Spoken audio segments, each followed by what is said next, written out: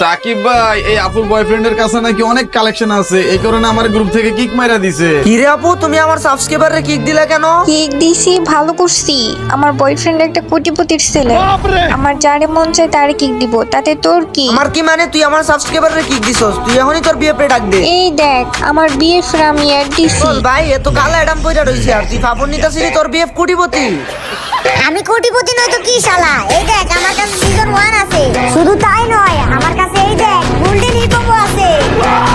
এইগুলা দেখার পরে প্যান্টে বইয়া মুইতে দিছস, তাই না? সাকিব ভাই প্যান্টে মুইতে দিছে মানে তোমার বয়ফ্রেন্ড রে বলো এলিট পাস সারা কালেকশন পারচেজ করতে। করলাম, সমস্যা কি? তবু তো তোর ইউপি সাকিব ভাই আমাদের কালেকশন বাজে দিতে পারবো না। গোপাল এই বান্ডিলটা দেখাই। এই বান্ডিল দেখানো কি আমার কাছে কোনো ব্যাপার? এই যে দেখো তোমার বান্ডিল। এইবার তুই দেখা, তুই যা দেখাবি আমার বয়ফ্রেন্ড তাই দেখাই দিতে পারবে।